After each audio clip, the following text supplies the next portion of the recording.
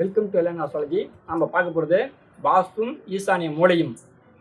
இந்த ஈசானிய மூலையில் ஒரு வீடு வாஸ்து பார்க்க போயிருந்தோம். மனை அடி நல்லாயிருக்கு, வாஸ்து முறை நல்லா இருக்குது.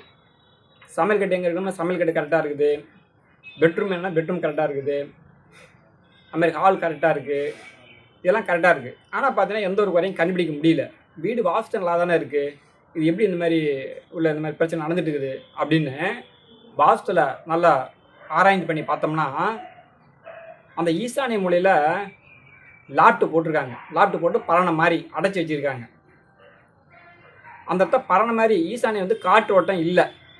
காற்று இல்லாமல் இருந்ததால் அந்த ஈசானியம் அடைப்பு இருந்ததால் அது என்ன ஆயிடுச்சு எடுத்துட்டா, அந்த வீட்டில் அந்த ஜாதக ரீதியாக அந்த பெண்ணுக்கு மாரக தசை, பெண் பிள்ளைக்கு மாரக தசை நடந்ததால் வீட்டில் சண்டையே இல்லாமல் இருந்த பெண் ராகு திசை நடந்ததாலையும் ராகுவோட பாதிப்பு இருந்ததாலையும், ராகு என்பது ஒரு விஷம் சாப்பிடணும், ராகு என்ன பண்ணுது தற்கொலை செஞ்சுக்கணும் அப்படின்னு அமைப்பு இருந்ததாலையும் அந்த பொண்ணு சண்டை இல்லாமல் அந்த பொண்ணு எடுத்து தன்னுடைய தற்கொலை செஞ்சுக்கிச்சு.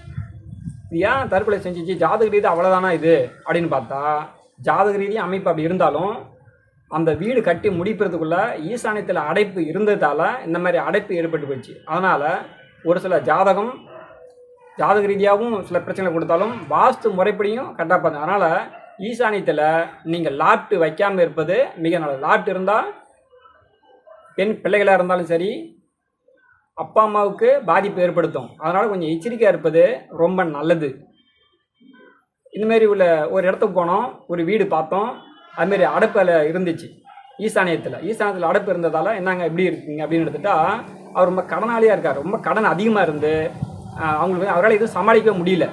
அந்த கடனால் என்ன பண்ணுது, அதிகமான மனப்பைத்தியம் பிடிச்சிட்டு எங்கே இருக்கோம் ஏற்கனவே தெரியல, இருக்கிற இடத்த விட்டுட்டு வெளியில் கூட போயிட்டார். அந்தமாரி உள்ள ஜாதகங்கள் இருக்குது. ஆனால் ஈசானியத்தில் நமக்கு என்ன பண்ணி எடுத்துட்டா, இந்த லாட்டு தேவையே இல்லை. அதனால் இந்த லாட்டு இருந்ததுன்னா லாட்டை க்ளோஸ் பண்ணிட்டு ஈசானியம் நல்லா சிறப்பாக சுத்தபத்தமாக பார்த்து வச்சுட்டிங்கன்னா உங்களுக்கு எந்த ஒரு பாதிப்பும் கொடுக்காது.